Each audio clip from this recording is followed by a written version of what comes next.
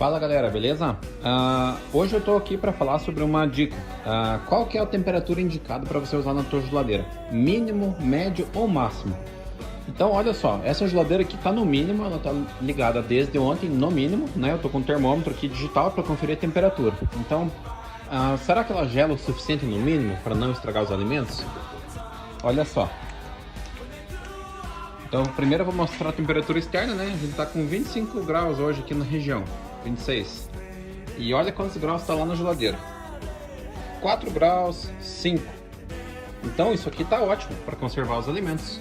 Na parte do freezer, ela tá com 23, 24 graus negativos. Então o que eu quero dizer com isso? Você não tem necessidade de usar no máximo a geladeira. O mínimo é o suficiente. No máximo, o desgaste de vida útil do compressor é maior e o gasto de energia elétrica é maior também. Beleza? Valeu!